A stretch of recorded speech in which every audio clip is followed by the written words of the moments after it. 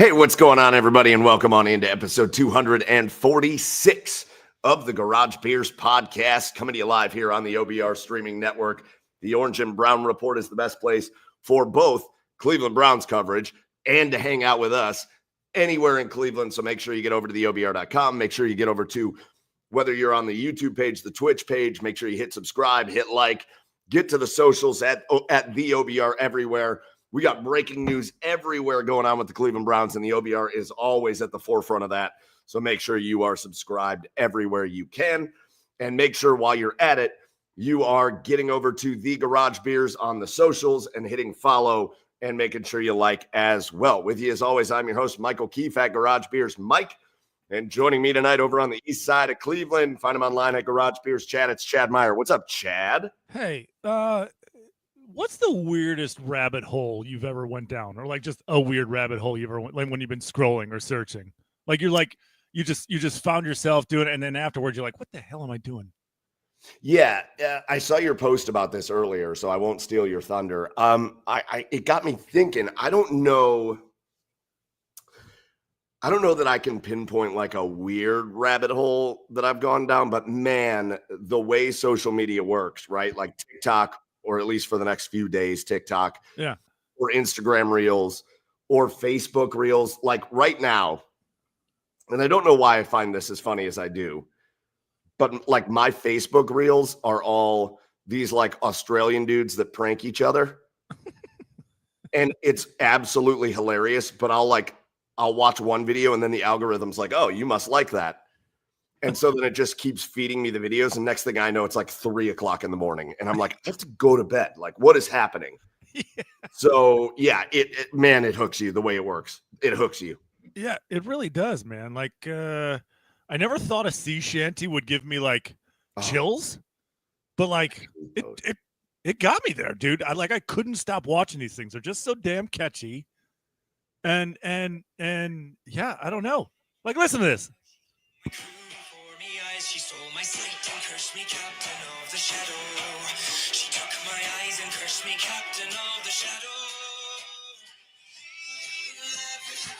How could you not like this gave me like this put me on a boat in like a pirate movie in a storm and I don't know, just battling the sea and like feeling like more of a man for it afterwards, even though I was at work.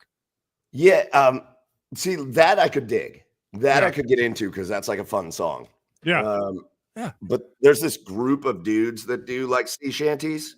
Mm-hmm. They all sing in like very deep bass voices. Yeah. And I hate them.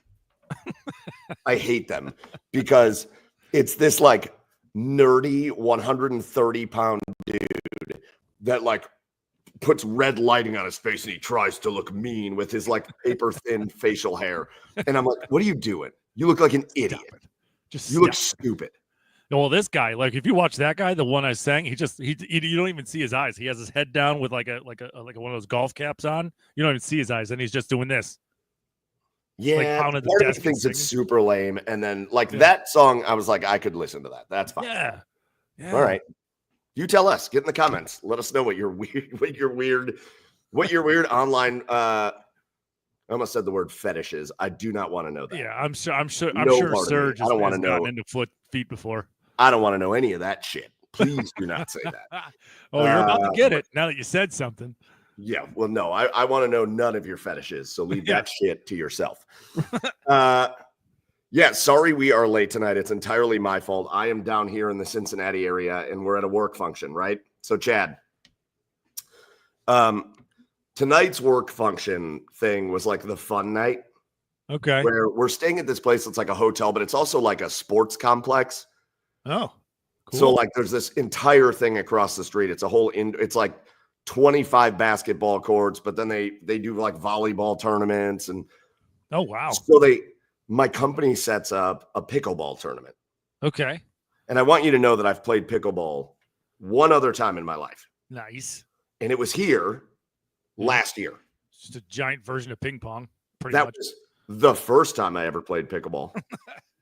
And tonight was the second night I ever played pickleball. So like the thing started at 7:30 and I thought, no big deal. I'll be out of here. Yeah. So my buddy and I it's also his second time ever playing pickleball. Uh-huh. Start playing in this. It's like a tournament. They set up a bracket and everything. Yeah. And we're just beating everybody. We're just running through everybody. There's people here with pickleball bags and like their own rackets. And I guess they make special shoes for pickleball. I don't know. And we're just beating everyone. Oh, and so all of a sudden it's like 8:45 and they're like, hey, you guys are in the semifinals. And I'm like, I have to go. Yeah, right. So I text Chad. I'm like, I looked at my buddy. I'm like, I can't let you down. We can't forfeit. Well, shit, if I would have known that, I would have been like, yeah, let's just skip tonight. We can't forfeit. Yeah. What I knew though was that the two guys we were playing are like, I don't know, maybe they're like semi-pro, I don't know. Okay. But like you can't get anything over on them. Yeah. They won every game. Like you play to 11, they won every game like 11-1, 11-0, 11-1. Yeah. So we go up against them and I think we lost like 11-5 and 11-6. But then I just came booking it back over here. So I'm sorry that we are late getting the live stream started. Pickleball was intense. I'm sweating. But it's very fun. Did you go Happy Gilmore on them? Did you go, you know what the pathetic thing is? You've been playing pickleball your whole life. It's kind of how I felt, to be honest with you. Yeah. It's very fun though, man. It's very fun. It is. It's a good time. It's very fun. Especially if you get like the right group of people playing, it's a good time. Yeah, for sure. It makes me want to get good at it. Yeah. Well, it's a good way to stay in shape. It's a nice little workout. I played a good amount of tennis in my life. Obviously, I played like ping pong. So like just kind of naturally, you kind of know how to play. Yeah, for sure. And you're decent at it, but man, some of these people are so good. Like it's wild. Yeah. Anyways, that's why we're late. My bad. Dick. So listen, we've got a lot of stuff that we want to talk about on tonight's episode. Obviously, the Ohio State Buckeyes take down the Texas Longhorns.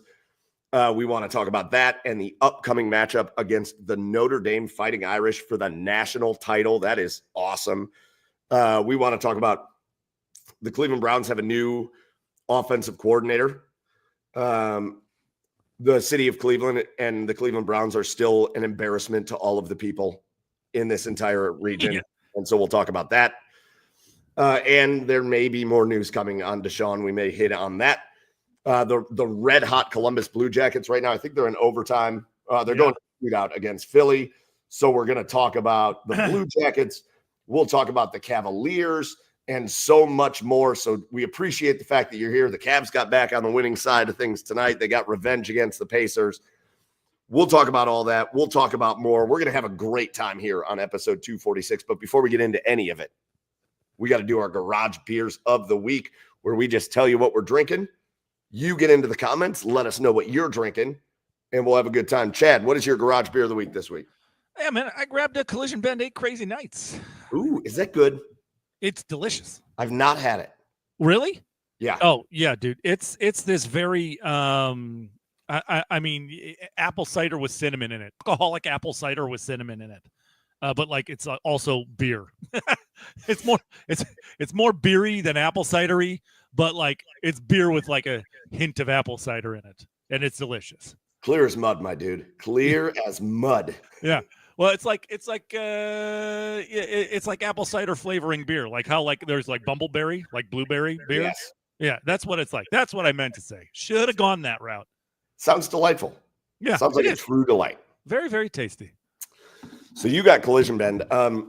So this hotel is kind of cool in that on the first floor there is a brewery. So there's a full bar, but then there's also a brewery. It's called Municipal City Brew Works, I think. Okay. All right. And so I am starting tonight. They make great dark beers down here, like great stouts. All right. So this is called the Midnight Cut. It's like an imperial stout. It is delicious. Okay. And that's what I'm going with. So down here in the Cincinnati area, Municipal Brew Works, and this is the Midnight Cut. And tasty beer. Tasty. It's a tasty beverage. So again, if you're watching us, if you're with us live here tonight, put your beer in the comments and we'll flash it up on the screen. But now it's time for us to get in to episode 246 of the Garage Beers podcast. And we would be remiss if we didn't start the podcast tonight, Chad, by talking about the Ohio State Buckeyes. a Buckeyes team that took a pretty good test from that Texas Longhorns team, a Buckeyes team that was 3 feet away from facing a tie game. Yeah.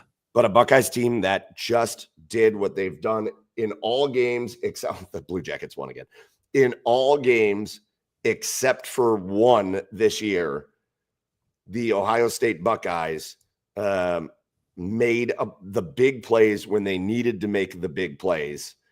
And they come away with a 2-score victory over the Texas Longhorns to punch their ticket to the national championship game. And I'm starting to feel, Chad, I want the college football playoff committee to change the playoffs every year, because I feel like every year there's a change. The Ohio State Buckeyes go to the national title game. Right? Okay. Yeah. Yeah. That's what I'm looking for. Like, yeah, every year, like 16 next year, 14 the following year, and then go back to 8. Let's go. Yeah, let's do all of that. If that guarantees us a national championship, yeah, I'm in. So far, there's been 2 changes. One was to just go to the playoff, to make it a playoff system. The Ohio State Buckeyes won the first ever college football playoff. Yeah. And then they expanded it this year to 12 teams. And Ohio State is 1 win away from another national championship. What a win, though. And not just what a win, Chad, but let's talk about the most obvious thing to talk about, which is one of the great plays in the history of Ohio State football, when Jack Sawyer beats the right tackle off the edge in a huge moment of the game, strips Quinn Ewers, recovers the fumble, and returns it 80-plus yards to the house to put Ohio State up 2 scores, man. It is – I saw a debate. What was better, Ezekiel Elliott's run against Alabama or Jack Sawyer's play? I don't know which one is better, but Dude, it is immediately in that category of plays. Yeah, sure. I mean, I don't think you can put a ranking on that, because both of those plays pretty much sent Ohio State to the national championship game, and they were huge plays. But yeah, man, it was, offensively, Texas really hit a rhythm there about the middle of the second quarter. Yep. I mean, and then so when the Buckeyes made it 21-14, a drive they needed big time. And then when Texas went right down the field, I mean, they marched right down the field, and all you could think of was, yeah, this is going into overtime, so we're going to have a battle on our hands. But then they got to the goal line, and the best goal line defense in college football took over. I mean, Texas tried to run it up the middle at first, stuffed. You go out in the perimeter, this defense is too fast. Caleb Downs just makes an incredible read for a tackle for loss. That's they tried to run. Get out. Yeah. And then it was a matter of coverage at that point, because as soon as they made that tackle for loss, I don't know, you just felt like that, again, with how good Ohio State's goal line defense was, that they were not gonna get 7 yards and get into the end zone. They just weren't. And then Jack comes with the big play. It bounces right to him. I was honestly, and I'll be honest with you, I was totally expecting him to get tackled at some point, because he was just chugging along. I was wondering the whole time where the hell Texas was. Yeah. Like, there were running backs and wide receivers out there. Yeah, Blue was the only one chasing after him, and it's like everybody gave up. Yeah, I was surprised that I didn't see more attempts to tackle him, but yeah, he made it, and man, dude, that was just I had trouble not waking up my house when that was going on. Well, you talk about dominating the line of scrimmage. Yeah. And that's what they did. They dominated. I mean, and it doesn't become more apparent. Like you said, that first down play where they just stuff the run up the middle. Yeah. And then the second down play where they try to run to the outside, and you dominate the line of scrimmage, but you do it with like your safeties and linebackers. Yeah. And then the third play, which I don't think will get talked about enough, but it was a huge play. They dominate the line of scrimmage again, and they get in Quinn Ewers' face as he's trying to throw the ball to the back corner of the end zone, and they tip the pass. And it was Sawyer, too, again. And it was Sawyer that tips the pass. Yeah. That flutters incomplete, because I think we all kind of had a heart attack moment there when that pass went up. Yeah. But it falls incomplete. And then Sawyer on the next play, just that offensive tackle had no shot. Nope. Quinn Ewers had no shot. Yeah. And for him to pick it up and rumble and stumble down the line, it just I know the game wasn't as close as like a 2-touchdown victory might suggest, or I'm sorry, it wasn't as far away. Yeah. Spread out as a 2-touchdown victory might suggest. But in the end, this Ohio State Buckeyes team has now played Tennessee, Oregon, and Texas. They've beaten them all by double digits. It's still a double-digit victory. And one of the things that I've been thinking about a lot with this run, a lot of people got on to whatever various platforms that they have. Yeah. And they really complained on behalf of Oregon. They really complained that, hey, the number one team in the country, and look at the part of the bracket that they're in with Ohio State and Tennessee and Texas, and look at what they're going to have to run through to get to the national title game. On the other hand of that, look at what Ohio State has run through to get to the national title game. Yeah. Unbelievable. Unbelievable. Yeah. And on one hand, I understand the argument, but at the same time, I don't, because it just goes back to, you're going to have to play him at some point anyway. Right. So I get it. I get it that you've earned probably an easier path than you had, being the number one team in the nation, going undefeated, winning your conference. I get that. But at the same time, it's going to be, you're going to face one of the top 12 teams every year, whether you're the 1 seed, the 2 seed, 3 seed, 4 seed, 5 seed. So you're going to have to beat them anyway. So I don't get that.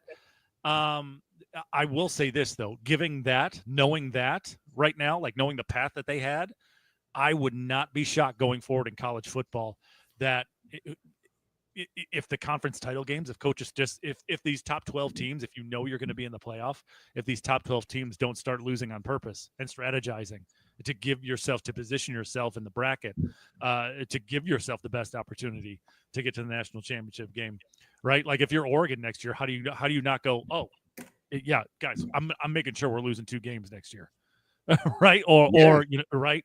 But I understand that, but at the same time, to be the man, you got to beat the man. So you're going to have to play him at some point. I was just going to bring up the great Ric Flair quote: "To be the man, you got to beat the man." Yeah. So yeah, I mean, you're going to have to sack up and play. I know it's the whole rest versus rust argument as well. So yeah, you didn't come out. You didn't come out firing on all cylinders, and you ran into a buzzsaw of a Buckeye team. Sorry, it's the way this playoff system is going to work from now on. Yeah, and listen, this is a wild situation. I think they will learn from this. The top 4 teams should get the bye. Yeah. Not the conference champions. Sure. Right. The top 4 teams should get the bye. Whoever's ranked 1 through 4 in the final poll at the end should get the bye. Arizona State had no business with a bye. Boise State, no business with a bye. And I was confused at that part too, because I thought the Mountain West was not a Power 5 conference to begin with. It's not, but it's whatever team is highest ranked out of the group of 5 conferences. Gotcha. Okay. All right. That's who gets. The whole thing, that part was stupid. They do need to fix it. But again, in the end, to be the man, you got to beat the man. Right. And right now, the man for Ohio State is Notre Dame. Yeah. And that's all that separates the Buckeyes from their 3rd national championship of this century. Sidebar for a quick second. Best, highest ranked team out of the group of 5. Just close your eyes and picture this for a second here, Mike. Close your eyes for a second. 0-12 Kent State just runs roughshod through the MAC next year and just kills everybody. It gives the non-conference opponents a good game as well. Imagine the Kent State Golden Flashes being in the college football playoff. But yes, they could. That's crazy. That's crazy. There's gonna be years where a MAC team is the highest ranked. Yeah. Team. It has happened before. Yeah. So all right. So that's all I wanted to say. It's crazy to think about, but it's amazing, and that's why you have to love this 12-team playoff. And that's why it is amazing, though. Like that group of 5, those conferences, whoever the best team out of there is, should have a crack at the title. Yeah. Why not? It's what pissed me off when I was at Bowling Green. Yeah. Because when I was at Bowling Green, BG was a top 25 team every year. Right. There was their very best year they ever had. They played in the Motor City Bowl. Right, for sure. They had no shot at a national title. I was there the year they They- played Northwestern. I was there too. Yeah. They lost. Who'd they lose to that year? The only team they lost to that year was Ben Roethlisberger and the Miami Redhawks. Oh yeah, because they beat Northern Illinois. Right. Yes. I was at Ah. College Game Day was at Bowling Green. I was there. Say so was I. Mike, we got hammered together before we even met. Oh, hammered. BG versus Northern Illinois. Both teams were in the top 20 when that Michael game the happened. Burner Turner. Michael Burner Turner against Josh Harris and Cole Magner and Steve Sanders and that whole group. Was it BJ Pope, I think, was the running back. The sweet, sweet Swede of Cole Magner. And BG steamrolled Northern Illinois in that game. Yeah. But like that Ben Roethlisberger Miami team, they would have been the team that had a shot at a national title, and they should have. Yeah. Yeah. So I love it. But let's get back on task here, Yeah. Chad. Because on the other side of things, the Notre Dame Fighting Irish took down Indiana. They took down Georgia. Mhm. And then this week, in a pretty good game, they took down our one of our guys that we always root for, Drew Aller, Yeah. and the Penn State Nittany Lions. And so here's your clash: Notre Dame and that phenomenal defense. Notre Dame's got a great defense. Right. Great defense. Led by former Ohio State linebacker as their head coach. Yeah. A Notre Dame team that has an offense that if you let it get going, it can be dangerous. But if you stifle it, it has trouble getting going. Against this Ohio State Buckeyes team, Chad. Let's preview this game. How do we feel about this matchup? Well, initially when Ohio State won, Ohio State beat Texas. As soon as the Cotton Bowl championship was won, I went, oh yeah, the Buckeyes are going to kill them. Buckeyes are going to win, 34-13. They're just going to kill the Irish in this game. And and Vegas obviously thinks so too. 9.5-point favorite.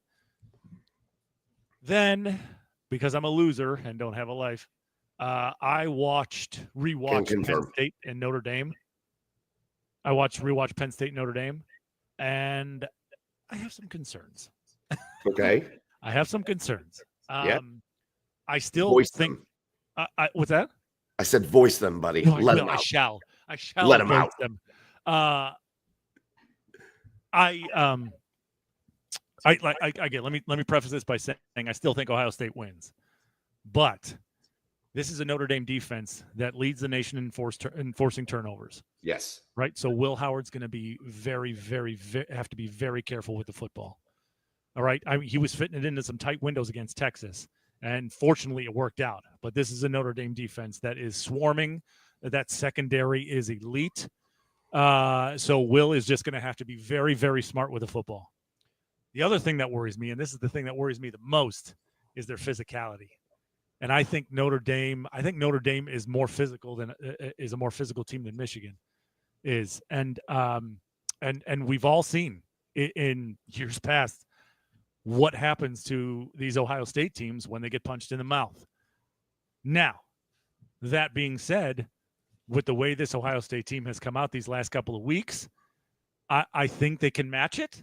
I think they can overcome it, but it's still that kind of, it's still kind of in the back of your head, at least in the back of my head, saying that, oh my God, this is a Notre Dame team that can beat you up, right? This is what they want to do. They want to make the game ugly. They want to get in the mud with you, right? So I think it is imperative for Ohio State to get out to a fast start, get a couple of stops, break their spirit, because if you let a scrappy physical team like Notre Dame hang around, all of a sudden you're in a dogfight with a Notre Dame team that's eventually going to make a game-changing play. So I think you need to jump on them early, break their spirit, and when you got Jesus on your side, like Notre Dame does, yeah, no, but for real, I think that is my biggest key to this game for Ohio State is getting out to a fast start, much like the Tennessee game. Yeah, I think you need to give yourself a buffer. And I think you're exactly right, Chad. I think you need to give yourself a buffer because this Notre Dame offense is not going to consistently beat you. Yeah. You're going to get stops in this game against Notre Dame. You're going to. Everybody that has played Notre Dame has gotten stops against Notre Dame. But Notre Dame is also capable. It's kind of the way they played. To me, Notre Dame, the game that really encompassed what I think of Notre Dame, especially offensively, is that Georgia game. Yeah. It's a game where Notre Dame could get nothing going offensively in the first half. They struggled. They sputtered. They looked mediocre at best offensively. And then that third quarter happened. Yeah. And all of a sudden, Notre Dame is capable of going like 21 points in a quarter. Right. Will they do that for a game? No. But for one quarter, they're capable of having that kind of explosion, right? Jeremiah Love is spectacular. Oh, God, I love that. He's a spectacular running back. Riley Leonard is like a poor man's version of Will Howard. Yeah. Like he's a pretty smart player. He can certainly make plays with his legs. He's like a more athletic Craig Krenzel. Yeah. Yeah, but that's a scary thought because we know what Craig Krenzel did. Right. So for the Buckeyes, man, I feel like if the Buckeyes can come out and do that thing that they've done to almost everybody. I know they got out to a quick 7-0 lead against Texas, but the way they jumped out on Oregon, the way they jumped out on Tennessee, it doesn't have to be that dramatic. It doesn't have to be 34-0. No. But man, if they can get out to like 14 or 17, right. I don't know that Notre Dame will have the ability to come back from that because the farther away you get from them, the more ineffective you make the run game with Jeremiah Love. Right. That has to be the goal for Ohio State.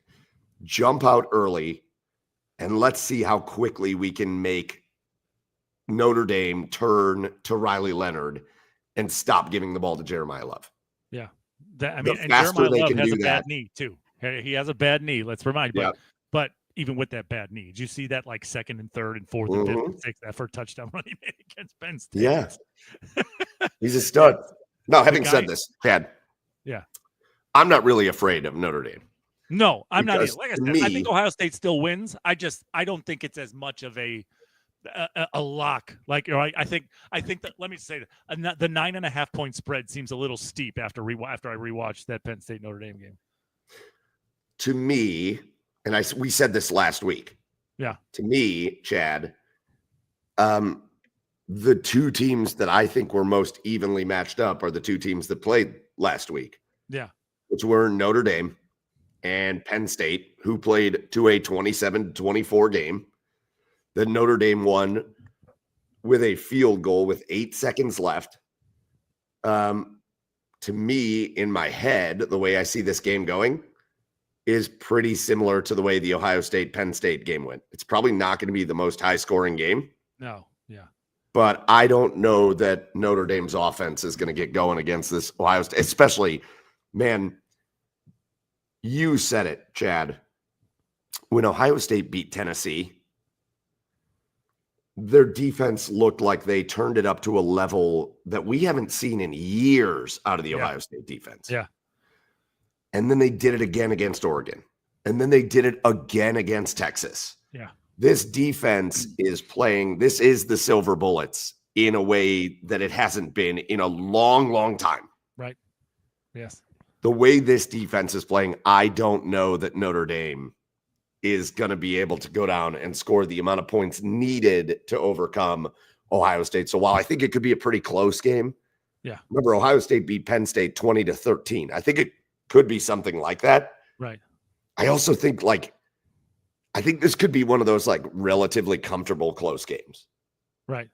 Like one of those games where Ohio State's winning by 10, which shouldn't make you comfortable. Yeah. But there's going to be a lot of times where I don't think Notre Dame's going to threaten in this game. Yeah. Yeah. That's kind of how I have it too.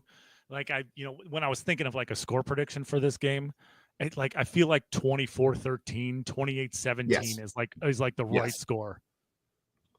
Which goes right along with the Vegas line, right? They've got what, 9.5? Yeah. Yeah. I think that's probably pretty close. Again, I think Ohio State, in the end, my prediction, and 28-17 was my score prediction. Yeah. I think Ohio State is going to win by double digits. Yeah. I think they are going to beat every team that they play in the college football playoffs by double digits. I think it's going to be one of the most convincing college football national champions of all time. Yeah. Yeah. And I think when the game is over Monday night, I think the Ohio State Buckeyes, again, are raising their third national championship trophy of this century. Yeah. And I think I think we're celebrating a championship again in Ohio. Yeah, I mean, and like outside of Jeremiah Love, I did that Notre Dame offense just isn't impressive. They just don't have the horses, right? They don't have they don't have the athletes that Oregon or a Texas does. Texas. I'll tell you what, that Texas team scared the shit out of me at one point, right? When every time that they would beat the blitz and get it out to their running backs in the flat, there's nobody on that Ohio State defense that could have kept up, that matched up with with those Texas running backs one-on-one. So I was like, oh, great. They're just going to keep feeding these guys. But they adjusted well. Notre Dame's offense just doesn't have the horses to be able to keep up. Yeah, you have to. The key to this game is just do not let Notre Dame's defense win the football game for Notre Dame. Right. That's the key. Right. Sure. It's okay to punt. Yeah. It is okay to flip the field. It's perfectly acceptable. Do not let it. Penn State found out. Again, I was heartbroken. Drew Eller found out at the end of that game when he made an ill-advised pass. Notre Dame's defense won the game for Notre Dame. Yeah. Ohio State can't let Notre Dame's defense win the game if they play smart. Ohio State is just so. What I've loved about this playoff run, Chad. Yeah. It's been full display that just anybody on any given night can win a game for Ohio State. Yeah, for sure. Look at TreVeyon Henderson in that game against Texas, that little screen pass that he took to the house. I mean, one move and gone. and it's been Jeremiah Smith a bunch, and it could be Emeka Ibuka, and it can be Quinshon Judkins, and they just have so many guys that can make that play that you need. So be smart. Go ahead and punt the ball when Notre Dame's defense is playing well. That's fine. Yeah. Don't give them the ball. Right. And their offense is not going to have enough to beat this Ohio State defense, which is playing just as good as Notre Dame's defense. Right. If not better. That's the key to the game, but I think Ohio State wins by double digits. Yeah. And it's just what a not run. going to feel like a blowout. Like you said, it's comfortable, but not going to feel like a total blowout. So I'm down here, Chad. I'm at this work event, and it's a regional event. So we got a lot of people here from like Michigan, Indiana, Ohio, obviously, Kentucky, a lot of people from there. And this guy from Michigan gets up to like give a presentation today, and he says, just remember what a famous Buckeye head coach once said, which is, you can't truly claim a national championship if you don't win the game. Real quick. Bullshit. All the bullshit. All the bullshit. Dude, now that you mentioned it, I'm going to skip to one of my assholes of the week. And that's Michigan fan, right? Like, listen, yeah, I get it. You have every right for bragging rights to beat Notre Dame, right? But man, oh man, to try and discredit this national championship run is so fucking like petty. Like, coping season is real right now for Michigan fan. I saw a guy today, Mike, that said, literally, he showed the highlights of last year's national championship game. He said, are you ready for this one? You sitting down? He goes, Michigan had to play Michael Penix and a bunch of NFL caliber receivers. Ohio State has to play Riley Leonard. Like, okay, first of all, dipshit. Because Ohio State has control of who they're going to play in the national championship. Ohio State had the hardest path to the national championship. And if we're living in the past, 2002 Ohio State's national championship team was way greater than last year's Michigan's national championship team, because that Miami team was absolutely loaded with Hall of Famers. And it's like, stop trying to discredit this. Like, I know you're jealous. I know you're coping. We've had to cope with the loss to you guys for the last 4 years. just deal with it a little better. Don't try to listen. disrupt this. I take nothing away from their bragging rights abilities. They get bragging rights, but Yeah, I'm telling you right now, I would happily trade a loss to Michigan for a national title game, a national championship, all day, every day. And Michigan fan, the rivalry is going to become more and more irrelevant as the years go by. Anyway, go ahead. Listen, I'll trade it all day, every day. What are we talking about here? I know. Michigan, I know. the Michigan football team is going to be watching the game on Monday from a B-dubs. I know. Do you think the Ohio State Buckeyes football play? Do you think Quinshon Judkins and Will Howard aren't going to sleep Sunday night because they're like, oh, but we didn't beat Michigan? Nah, Rings. You're watching the game from a B-dubs, and Ohio State's playing it. Rings greater than gold pants. Thank you. Correct. Hey, our buddy Brad Ward, who hosts, big time host on this channel and does just so much great work for the OBR. He doesn't like the 9-point line. He thinks it's going to be a close game. 9 points is too many. I don't agree. Yeah. I think Ohio State's going to win every game of this playoff by double digits. Yeah. I think it's going to be a close game, Brad. I don't disagree with Brad Ward here. I think it's going to be close. I think in the end, Ohio State wins by somewhere between 10 and 14 points. Yeah.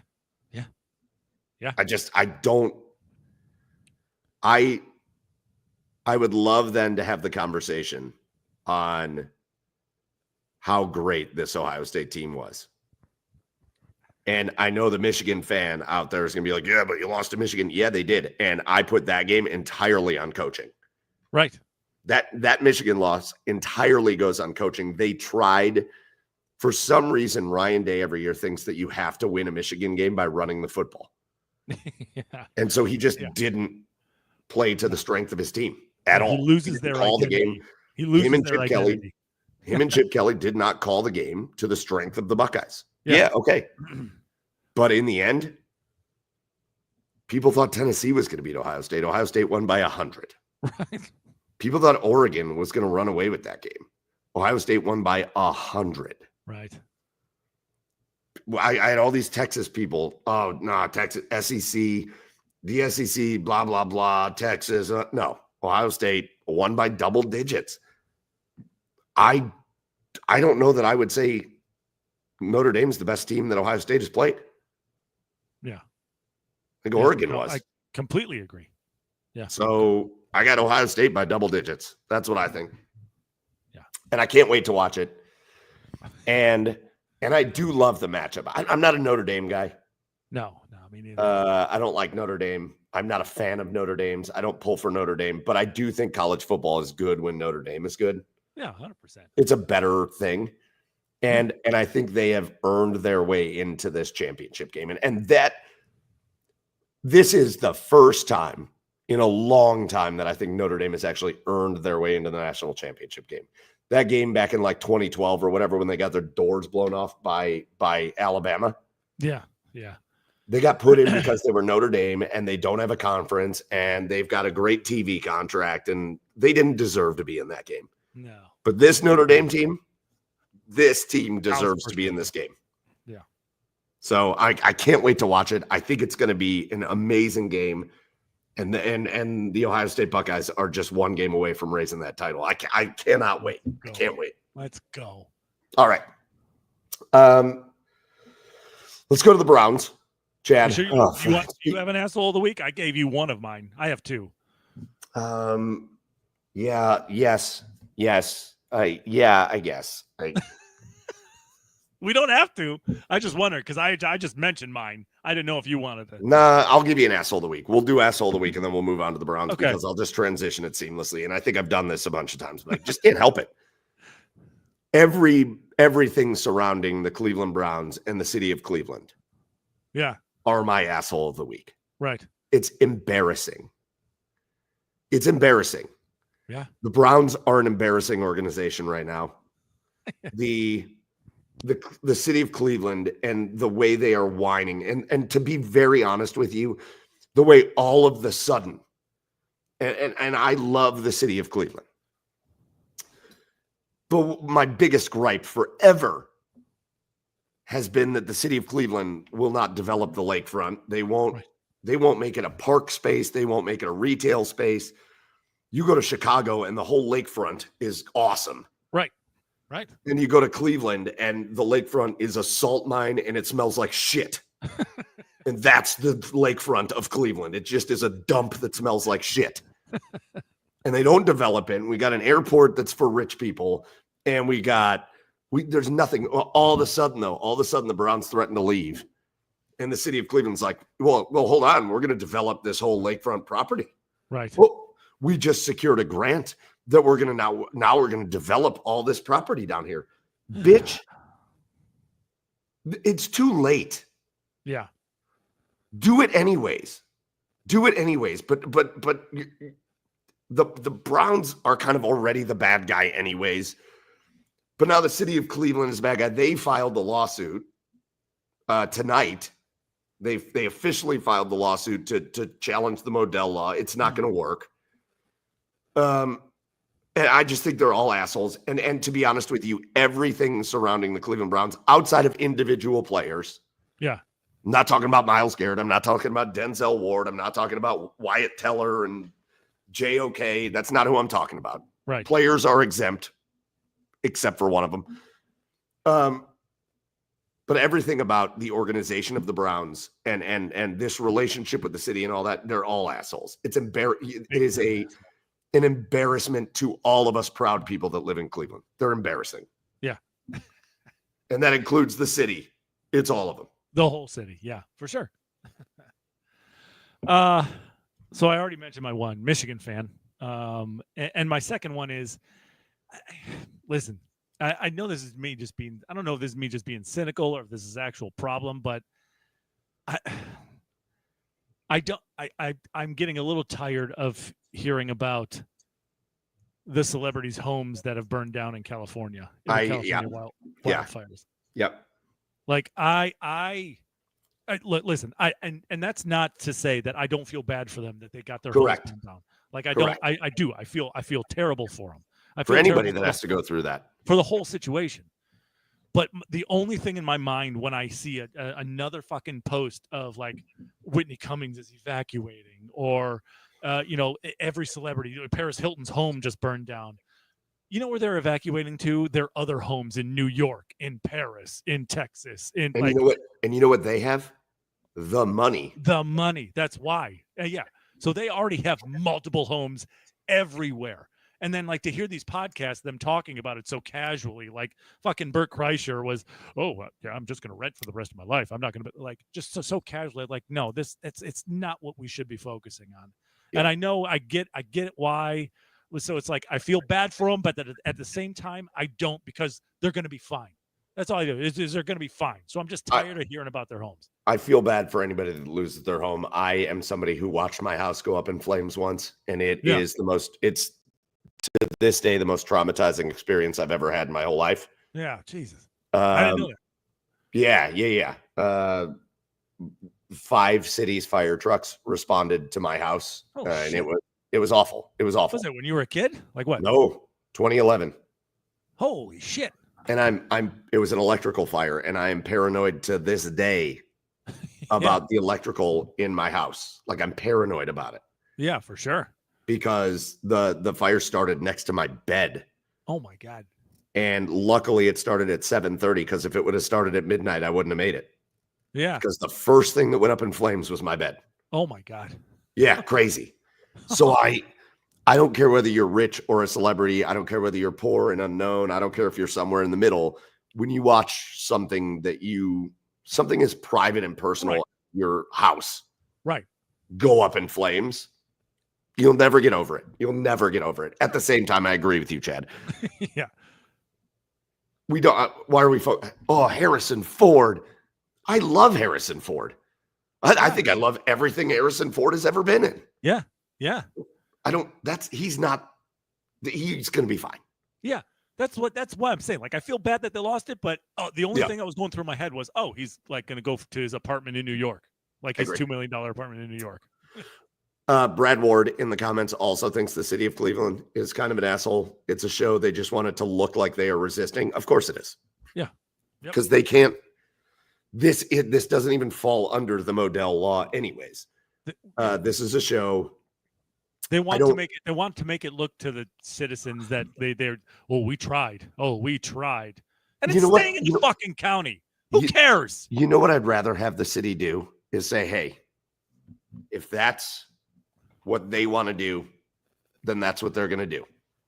Like it would be But one. what thing- we're going to do, Yeah. what I'd rather have instead of the city looking like these whiny, bitchy group of people, I'd rather have them come out and say, the Browns have made their choice and they're going to move to Brook Park. And there's not a lot we're going to be able to do about that. But you know what we are going to do is we're going to rebuild that whole area.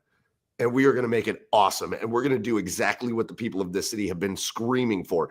And Justin Bibbs should come out and talk like that instead of being like, oh, they're the bad guys and blah, blah. Nah, hey, Browns are going to do what they're going to do. We're going to make that area better than it's ever been before. And it's going to be a win-win for everybody. But instead, they're acting like bitchy. Oh, it's so annoying. And it's embarrassing. And again, I feel for all the people of the city of Cleveland because we deserve better than all of this. Yeah, and at its basic, like nuts and bolts, the Browns are moving 10 minutes away. Like it'd be one thing if this team was, if they were like trying to move to, I don't know, Milwaukee or Right. something, right? that'd be a And problem. That way, like then I understand, like the city doing all of this stuff. They're moving 10, 15 minutes away. It's fine. Who cares? And staying in the same county. Who cares? And it's going to make another part of the county much nicer than what it currently is, Yes. because it's not just going to be that area that gets built up. It's going to be a whole section of Brook Park Road that's going to be much nicer in the end. Yeah. So what the city of Cleveland should do is just look ahead and say, here's how we're going to make this better. And the Browns are going to make this better. And it can be a win-win for all of the people in the city. And yet we have the immaturity, this maturity of level of my 7-year-old talking to my 3-year-old about who's building with the blocks. And that's what this conversation reminds me of. And it's annoying and it's embarrassing. And God damn it, we can't just get an adult in the room. Yeah. And to borrow a phrase from the Cleveland Browns, Uh, can't just get a goddamn adult in the room. Nope. Oh, it Here we gets are. me so fired up. It's so annoying because, again, this is a city that has this passion and this loyalty. When you are from Cleveland, and not a lot of cities understand this. I think Pittsburgh understands it. I think Detroit understands it. I think Buffalo understands it. Yeah. When you're from here, there is this internal pride that I don't think a lot of people from other cities understand. Right. Because not only are we from here and we feel this pride, but we have felt our whole lives beat up for it Right. from people that aren't from here. And we deserve so much better. And we just don't get it. We don't get it anywhere, anytime. It's Right. embarrassing. And they should all be ashamed. They should all be ashamed. And Brad Ward said it. The law was created to keep teams from moving to New Mexico, not 10 miles down the road. 100%, Brad. So Yeah. I think anyways, like, let's get off of the asshole portion of this, because that was my first part I wanted to talk about with the Browns anyways, which is the city of Cleveland filing a nonsensical lawsuit. I'm sure it's going to cost millions of taxpayer dollars to do nothing. But let's talk about some positives. And I do think the news that got let out today is a positive. The Browns have their offensive coordinator, Chad. yeah.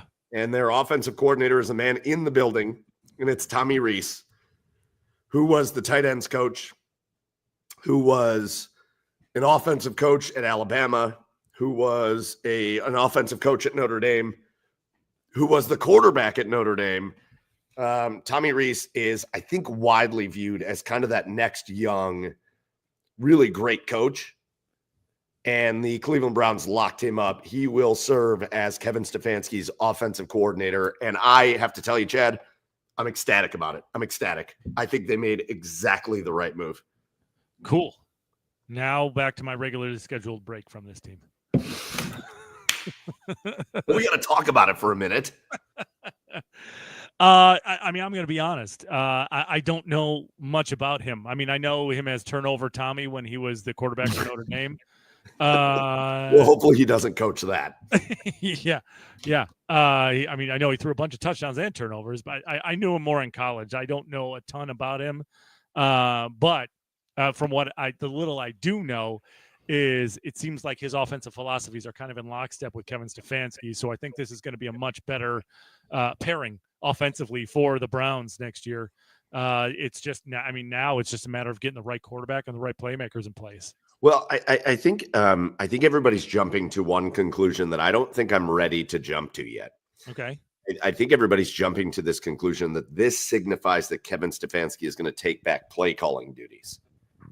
I don't know that I'm buying into that yet. We'll see what they say about it. Okay. But what I do believe is this. I think a Tommy Rees called offense will look a lot more similar to a Kevin Stefanski called offense than a Ken Dorsey offense looked this last year. Yeah. I think Tommy Rees and Kevin Stefanski, kind of like you said, Chad, are kind of in lockstep on how they want this offense to look. Yeah. It's not going to surprise me in the slightest if they hand over the play calling duties to Tommy Rees. It's not. I know everybody thinks this just means Kevin Stefanski is going to take it back over. I don't know if I'm buying into that. I think Kevin Stefanski and Tommy Rees are going to work together to build an offense. And it will not surprise me at all for Kevin Stefanski to continue kind of watching over the whole team, because that did get said this year about Kevin Stefanski, is that the players felt a lot closer to him this year, that they felt like he was more connected to them this year. And I think that's important. Yeah.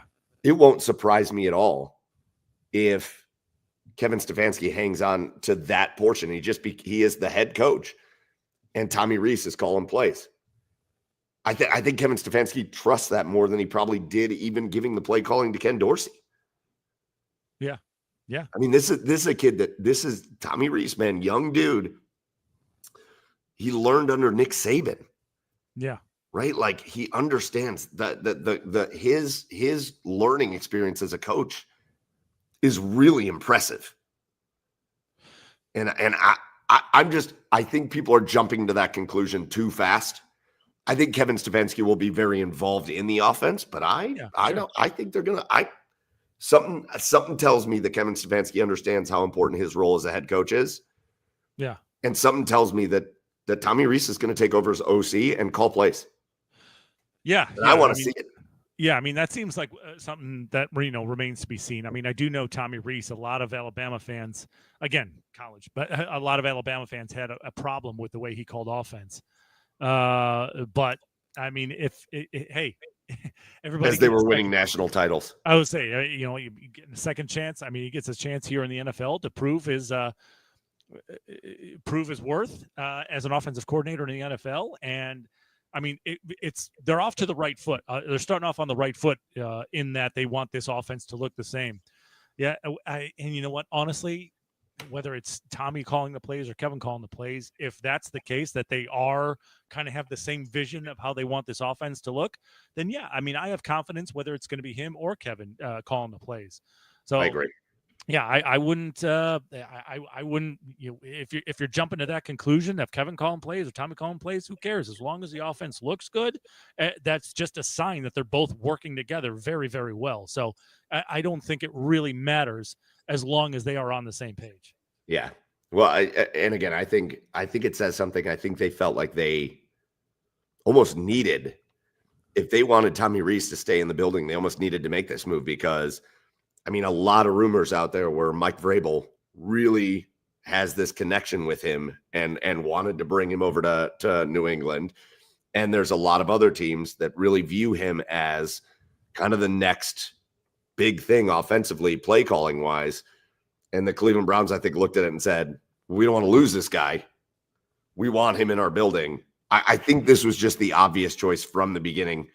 I know our people here at the OBR, I know Brad Stainbrook was on this from the beginning, saying that the most likely outcome here is Tommy Rees becomes the offensive coordinator, and that's what we're going to get. And I'm excited about it, because I think what they tried to do last year, and I said this on the show, Chad, I think Kevin Stefanski opened things up after last year to say, hey, maybe we need a new and different voice in the room to help us get to that next level. I actually applauded Kevin Stefanski for bringing in Ken Dorsey, because it showed this willingness to look internally and say, hey, maybe I need somebody else with a different perspective to just help us go forward. And after 1 year of a failed experiment, I'm glad to see Kevin Stefanski be like, okay, we're going to go back to my way of doing things. And this is the guy that fits that bill the best. And I'm excited for that because I think those two minds working together on a more similar level is going to be really good for the Cleveland Browns. Yeah. But like you said, Chad, none of it is going to matter if you don't find a guy that can run the offense. Yeah. And so we don't have any, I'm going to be careful how I say this because I think there's going to be more and more stuff that comes out, but it appears that there is starting to form a little bit of a light at the end of the Deshaun tunnel. Mm-hmm. We'll let that develop as it will. I'm not reporting anything. I don't have inside knowledge, but it certainly does appear that way. Right. With the news of the second torn Achilles and all that stuff. Interesting. Yeah. There's a lot going on there. Maybe you shouldn't have been dancing on vacation without a boot on, dipshit. This piece of shit. He's never playing another down for the Browns, and I He can't. sure isn't. I couldn't be happier about anything. Yeah. But again, things haven't changed for me. Here's what I will say though: we're at this point in draft evaluations where people are starting, in my opinion, to dramatically overthink things. Oh God, yes. Well, that's what they're going to do until the draft happens. It's what they always do. And I don't know. The draft is so not an exact science. I don't know what's going to turn out, especially a draft like this, where again, there's just not that number one definitive kind of guy. Yeah. Well, I'm going to tell you this. Here's where my brain is starting to take me, and people are smarter than me on this subject, and people watch a lot more film than I do. But I'm starting to love the position that the Browns are in. Yeah. In this. Who's been the number one, like the guy that everybody all season long has talked about as the number one quarterback in college football? Shedeur Sanders. Right. And all of a sudden, what's happening to his stock? It's falling. Mm-hmm. And what are the rumors? The rumors are that his dad is going to coach the Dallas Cowboys, or, it was the Las Vegas Raiders for a minute, and that he's going to trade up to get Shedeur, because the only way he wanted to coach in the NFL was if he was able to coach Shedeur and Shiloh together. Yep. And the other rumors are that, teams really like Cam Ward a lot better. And there's a lot of teams that don't even have a first round grade on Shedeur and all, right? And I think a lot of it is starting to get overblown. And part of me is starting to go, here's this dude that played a really good season. Here's this dude that was the number one kind of consensus guy all year long. And there's a lot of people that are being real smart about the way they're talking about things, and they're really overthinking everything. And maybe Tennessee takes Cam Ward. If Shedeur Sanders falls in the Browns' lap and they take him, I feel like they got the best quarterback in the draft. Okay. Shedeur's a great player. Sure. Is he a definitive guaranteed hit in the NFL? No, but he's got great arm strength. He's very accurate. He's mobile. He can do a million things. Yeah. And part of me just feels like the Tennessee Titans are going to overthink their way into a different player. And the Browns potentially have the best quarterback just sitting there waiting for him. Again, I don't know that I think he's going to be a great player, but the more I hear people say that he's not, the more I'm sitting here going, I think we're just trying to be too smart about this. I think everybody's trying to be too smart and overthink it.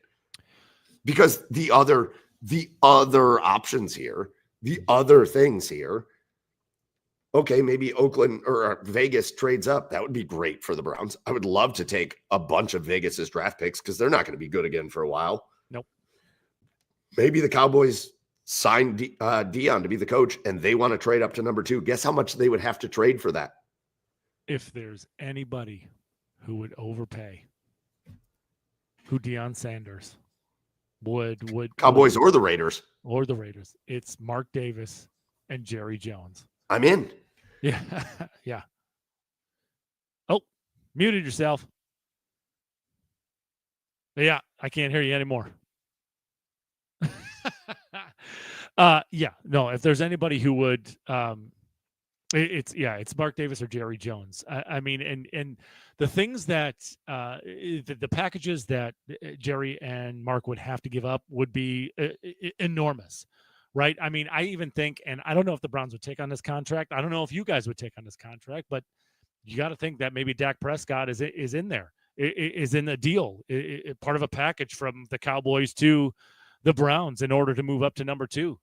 I mean, the Browns are in a favorable position with a couple of teams here to be able to get a king's ransom for that number 2 pick as well, or they can stand pat and take a shot at Shedeur as well. Although I don't know, I do think the Dion reports are true. Like there's something, I think there's really is something to that, even if Dion doesn't become the Cowboys head coach. But yeah, it would be. I mean, a king's ransom. Is there anything bigger than a king's ransom? Right. It would just be an incredible haul that the Browns would get for that number 2 pick, whether it be the Raiders or the Cowboys. They're in such a great spot. And again, we're sitting here on this precipice of maybe having a little bit of light at the end of the tunnel of this Deshaun Watson nightmare. Yeah. And then you're at this point where maybe you can get the replacement in the draft, or maybe you get this, like you said, king's ransom for trading out of it. The Cleveland Browns are all of a sudden, things are starting to look up. Yeah. Things are starting to look up for the roster and the way this team is structured and organized and built. And I'm excited about it. Black Dog 5 says this, and I can't, I've heard this a lot from our OBR brethren, and I can't get it out of my head. How great of a player is Travis Hunter, right? He's polarizing. He's incredibly polarizing. He was the best overall player in college football this year. You can't argue it. Here's the problem. Is he the best cornerback that's going to be in the draft? No. Is he the best wide receiver that's going to be in the draft? No. Yeah. Do you think he's going to play the same amount of snaps in the NFL on both sides of the football that he did in college? No. Do I think Travis Hunter is going to be a really good player in the NFL? Yes. 100%. Yes. Because I think he's just instinctively amazing. And I think he just kid lives, eats, breathes, and sleeps football. But I don't know if I want Travis Hunter at 2. I think there may be better options. What if, now you being a Ewers guy, what if he does declare and you take Hunter at 2 and then Quinn at the top of the second? I wouldn't be mad. Listen, if Travis Hunter wound up on the Browns, I wouldn't be mad. But yeah. Would I rather have like Abdul Carter out of Penn State? Probably. Sure. Put him next to Myles Garrett, on the opposite of Myles Garrett, and roll with that. Yeah. Oh, I'm good. Micah Parsons 2.0. Yeah, right. Yeah. Yeah, there's a lot. I just think the more I'm letting this sink in and the more I'm evaluating things and the more I'm watching people overthink their analysis of players in the draft, the more confident I'm becoming in the fact that the Cleveland Browns are just in an incredible situation. Yeah.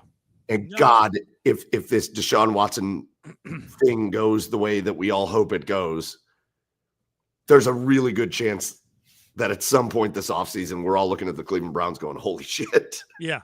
All will be made clear come like free agency and the draft, like, depending on what they do, how different their room is going to look next year. The quarterback room is going to look next year. All is going to be made clear. But as of right now, as far as the draft is concerned, I mean, I think the Browns hold an incredible hand, an incredible deck of cards. The Cleveland Browns are very close to making their 3-win season an anomaly. Yeah. And to getting back to being the team that we expect them to be. They're this close. They need a couple things to go the right way for them, but they're this close. It's just a matter of the quarterback.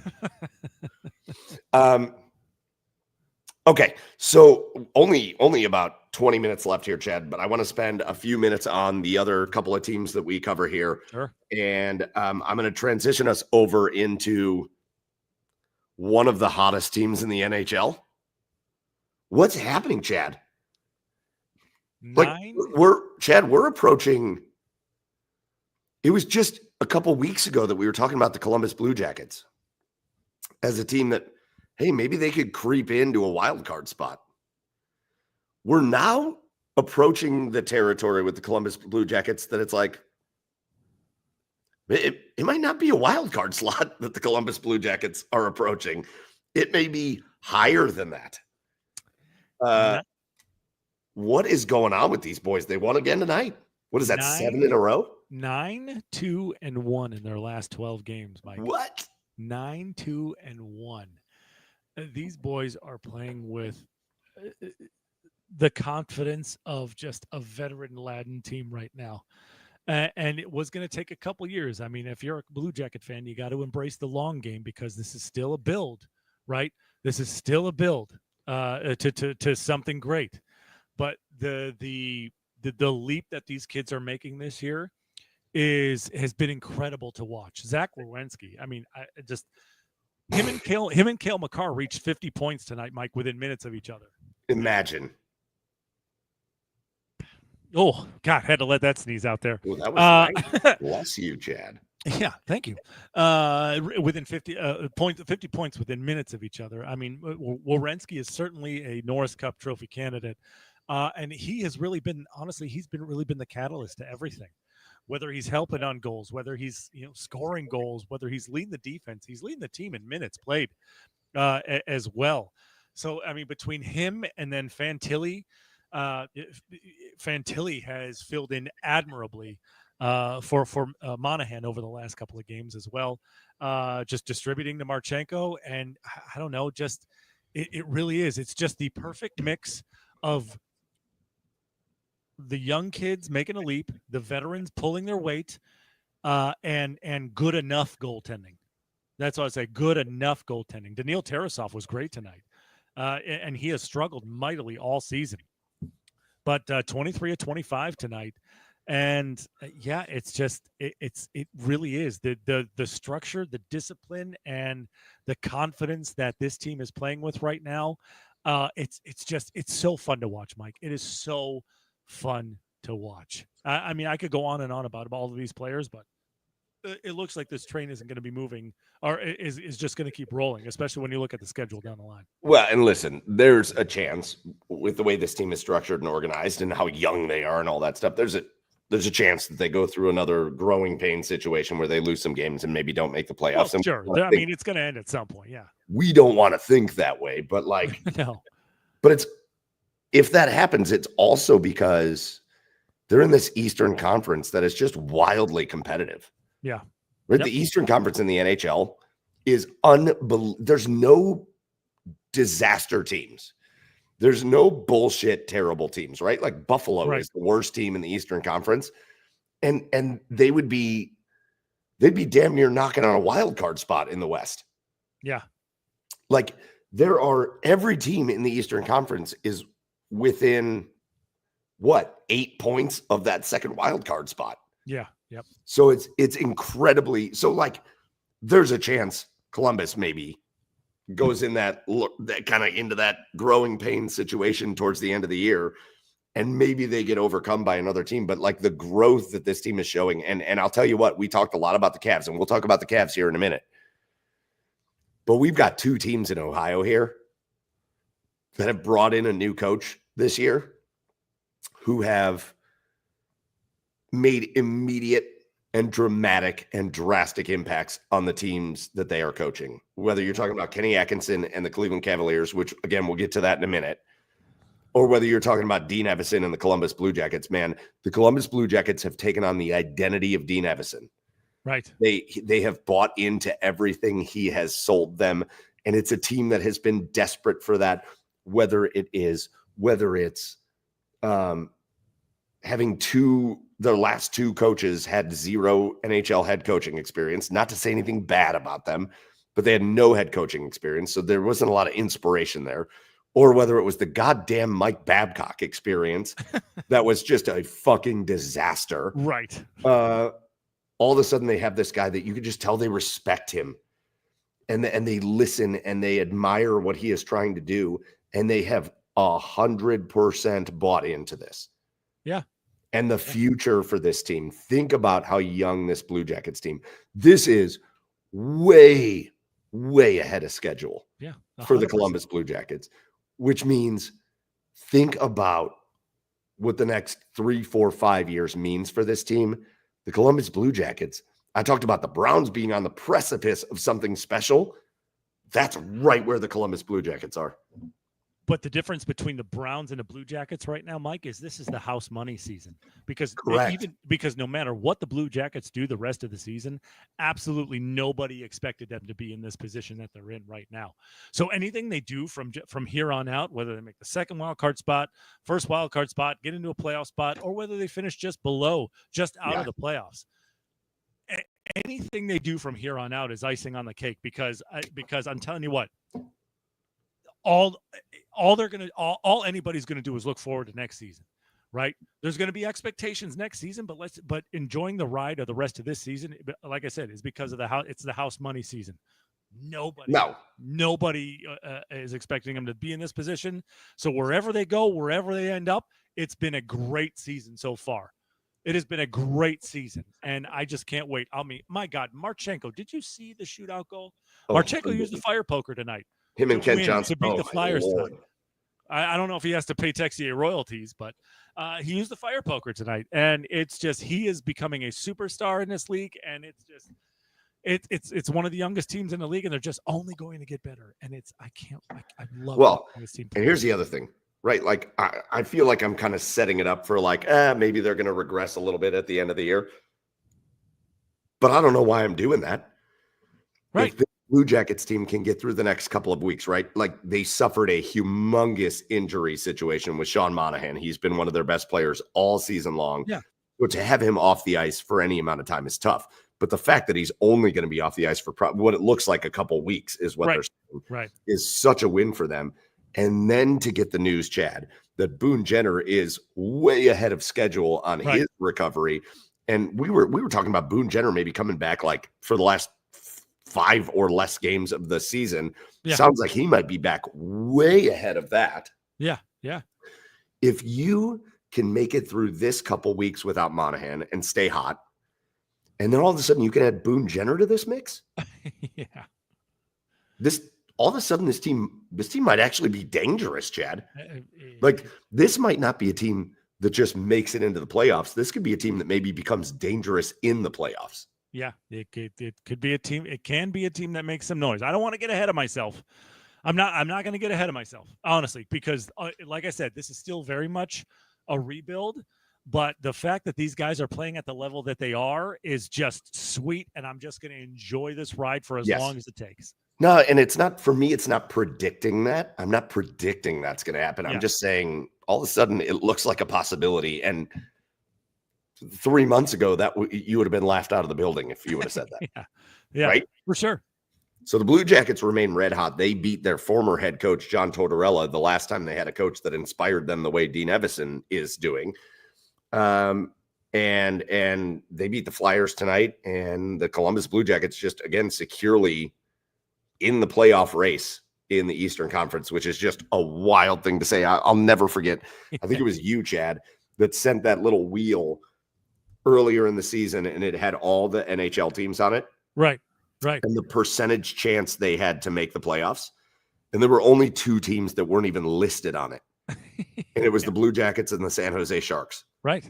They gave them 0%. Don't even talk to me about it. And here the Blue Jackets are fighting for a playoff spot down the stretch. You couldn't ask for more than this. Unbelievable. Let's go. Speaking of you couldn't ask for more than this, Cleveland Cavaliers have their 12-game winning streak snapped the other night as the Indiana Pacers go into Cleveland. And for the first time one of the first times this season, the Cavs played a bad game. Like, even in some of their losses this year, they didn't play bad games. The other team just played better. Yeah. But for the first time this season, on Sunday, the Cleveland Cavaliers just played a terrible game. Yeah. They got out rebounded, they got outshot, they got out assisted, they got out turnovered, they got their bench. You never see the Cavs bench get outscored. They got outscored. Yeah. All that by the Indiana Pacers in Cleveland on Sunday. But just like what the Cavaliers do this year, what happened? Cavaliers had a chance at redemption tonight in Indianapolis, and they go on the road and they beat the Pacers to basically take back that win that was stolen from them in Cleveland. And Chad, like, I don't know how much praise we can laud on this team, man. Yeah. This is you have to acknowledge this. Yeah. Even if you want to say you're a Browns person, or even if you want to say the Guardians are your number one team, or even if you want to say the Buckeyes or the Blue Jackets are your number one team, in all of my life, in all of my 40 years on this planet, Chad, this Cavaliers team ranks top 5 in my favorite teams that I've ever watched play for the city that I love. This Cavaliers team, man, it is special. And I know you're going to get those people that try to reel it in and try to put a leash on fun. I'm not putting a leash on fun, man. Yes, the success of this team will ultimately be determined. You can win 70 games in the regular season, but if you don't go on to win the to win the NBA title, it's going to put a damper on it. But right now, this team is everything you could ever hope for in a basketball team. They are everything you could ever hope for. This team is unbelievable. Yeah, I mean, you're much like the NHL season. You're almost halfway through the NBA season. Yes. And it's at a point now, once you get halfway through the NBA season, that's where it starts to feel like, okay, is the other shoe going to drop, or if it's sustainable? And this is sustainable. And it's a fun team to watch. I mean, the absence of egos on this team and the way they play together, their chemistry, it's their style of play. It is so much fun to watch. And I've said in the past, Mike, I've even said it with the bad Cavs teams, because I watched that game tonight. It was on national TV. I said it with the bad Cavs teams.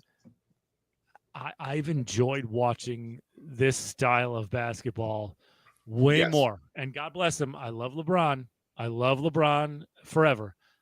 I enjoy watching this style of basketball way more than any other Cavs team in the past. And it is just, it's fun. The way they just, I don't know, with the way they like each other, with the way they're winning games too. It's just, I can't take my eyes off of it. They're forcing me to watch them this year.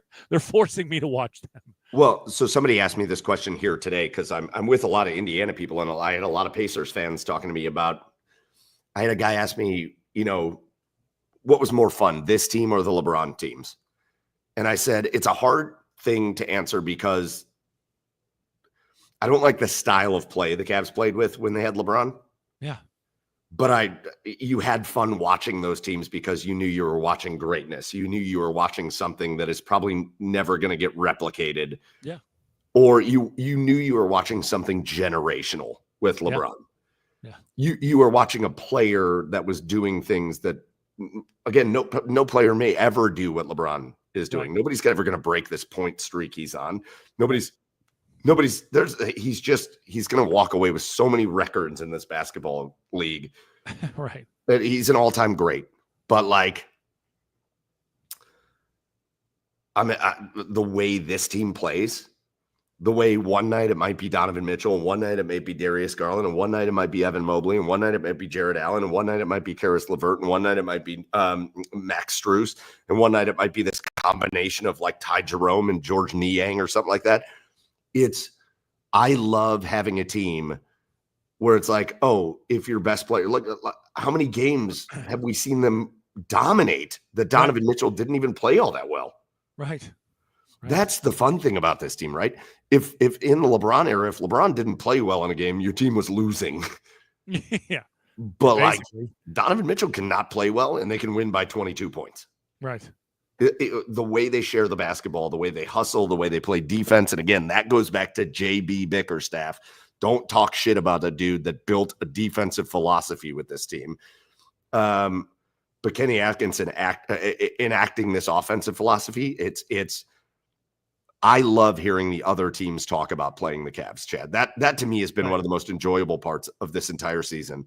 When you hear, JJ Redick coming out after the Cavs play the Lakers going, you have to play perfect to beat them. Yeah. Or you hear Steve Kerr talking about, or Draymond Green saying, man, they played us better than we play us. Right. Like, just the way this team goes is awesome. But and Brian Windhorst today, did you see that? Yeah, coming out with the article saying guys just want to come play for the Cavs. Yeah, he said multiple agents have told me that their players want to play for the Cavs. Of course they do. Here's the issue. And Chad, this is how we'll end, and then we'll do our cheers of the week and get out of here. But we got room for maybe one more guy. Sure. Right. That's it. Yeah. I am still a job. Come on down. I'm still of the belief I don't want them to make a single trade. I do not want anybody removed from this team. I don't want George Niang removed from this team. I don't want Karis LeVert removed from this team. I don't want Ty Jerome removed from this team. I don't want any of these dudes removed from the team. I don't want a single player who is responsible for what's going on here removed from the team. So the only thing all the agents can talk about their players wanting to play here. To me, I think they should let the trade deadline come and go. Because what happens after the trade deadline? There's the buyout market. Hey, Birdman, come on back. I just go get a center that you are confident giving some minutes to, because some guys are going to get bought out. Yeah. For cap purposes. Go grab a big man that can come in and be productive when Evan Mobley or Jared Allen are off the floor. And all of a sudden, I don't know how you could make a more complete team. They don't need anything else. Right. They don't need anything else. People are talking about wings and deep. I'm like, they don't need that. Yeah. If it ain't broke, don't fix it. Dean Wade is your defensive wing. The dude is enormous, and he plays amazing defense. Right. And he can shoot the three. Yeah. You don't need a different guy than that. Right. Go out and just get a center in the buyout market and go win the NBA title. That's what the Cavs should do. I believe they call that a 3-and-D guy. That's what he is. Yeah. So, yeah, listen, it's been fun. We've got these two teams in the Cavaliers and the Blue Jackets. And I know here on the OBR, we focus so much on the Cleveland Browns. God damn it. But we got the Ohio State Buckeyes playing for a national championship Monday night. We've got the best team in the NBA here in Cleveland, in the Cleveland Cavaliers. We've got the most surprising and best story in the NHL in the Columbus Blue Jackets. We've got the Cleveland Guardians doing nothing coming off of an ALCS appearance, so super excited for that. But so much good surrounding the poop sandwich that is the Cleveland Browns. But we like to talk about all of it. And there's a lot of things to be positive about. And hopefully we just take that with us tonight. So, hey, Chad, speaking of positives, before we get out of here, let's do our cheers of the week. And I will start with mine. The last time you and I talked, okay, I was getting ready to embark upon a trip. And my cheer of the week is just the week that I have had. Katie and I got on a plane and flew to Puerto Vallarta, Mexico, and we were there from. Oh my God, I hate how you say that too. Every time you said Puerto Vallarta, Puerto Vallarta. That's how you say it. It was like nails on a chalkboard for me the way you enunciated. Everybody was like Puerto Vallarta. That's Puerto Vallarta. That's how you say it. It's not Puerto Vallarta. Not how you say that, you idiot.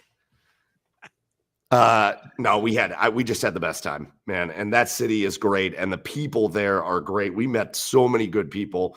We made friends while we were down there. We saw whales jumping, like humpback whales jumping out of the water. It was unbelievable. And, man, we had the best time. It's the first time Katie and I have been away from home for more than one night without our kids since my son was born over 7 years ago. Nice. And so shout out to Katie. Shout out to the good people of Puerto Vallarta. That's better. If you would've And done it like that and not so white, maybe I would have been okay with it. and shout out to the guy who walks a donkey up and down the streets at night when you're out just hanging out at the bars, because that guy's cool as hell. So Sometimes you got to walk a donkey at night. this whole week gets my cheer for me. What's your cheer of the week? I don't know. I'm just gonna cheers to Jim Knowles. I don't know. Like I saw that just speech at the press conference today, and we ran the same play, and it worked. Like he just the ultimate confident football guy in Jim Knowles, and I love him for it. Cheers to you. Go win us a natty. I love it. All right. That's going to do it for us. When we are back next Tuesday, we're going to know the result of the national championship game. We're probably going to have more Browns news. We'll be talking about the Cavs and the Jackets. We're getting ever closer to the Guardians and spring training. So we'll talk about that. I got an honorable mention. Cheers. I'm sorry. Go on. Real quick. Antonio Brown. Like he's a crazy dude, real crazy dude. But he has brought it with the comedy on his Twitter lately, and it's amazing. I laughed my ass off. All right. Like the one tweet he had about Cam Newton when he was on that Special Forces show, and like Cam Newton was like jumping out of a boat onto a helicopter, and he goes, "This guy can't even jump on a fumble, but he can do this." He's brought it with the comedy lately. So Antonio Brown Twitter lately. Cheers to you. Anyway, go ahead. Sorry. Yeah, Love you guys. I hate that. Cheers. But you know what? Okay, fine. It's your choice. All right. That's going to do it for us here tonight on, right. Brody Staples said you should chug a beer for that. Cheers. That was horrible. You should chug your beer. Hey, funny is funny. Okay. CTE funny. I don't know. It's funny. That's going to do it for episode 246 of the Garage Beers podcast. Make sure you get over to the OBR and follow them and subscribe to everything OBR. Again, if you're not subscribed, this week should be the week that convinced you to subscribe, because the guys at the OBR were all over the breaking news. Again, they were reporting Tommy Rees being the number one guy for the last week, at least, for the Cleveland Browns. All the best inside information happens with the OBR. So make sure you get to the OBR.com and subscribe, and make sure you're following on all the socials and the streaming platforms as well. Get over to the Garage Beers on all the socials, whether it's TikTok for the next 5 days, or whether it's Twitter or X or Facebook or whatever, and make sure you're subscribed and following and giving us some love over there as well. And that's it, man. That's going to do it for episode number 246. We appreciate you, everybody that joined us live here tonight. We love you. We appreciate the support. If you don't make it live to one of our shows, remember, you can always catch us on Apple Podcasts or Spotify, or you can just go to YouTube or Twitch and watch the shows later. So make sure you do that as well. But we appreciate your support and we love you. For Joey's not going to be here for a couple of weeks, but he will be back soon. But we still give him a shout out for Joey. He's been here for the last 4 weeks. I know, but he'll be back. At Garage Beers Joe, for Chad at Garage Beers Chad, I'm Michael Keefe at Garage Beers Mike. Again, go follow the show at The Garage Beers. And until next week for episode 247, we'll see you then. Cheers. And this week, go Buckeyes. Let's go.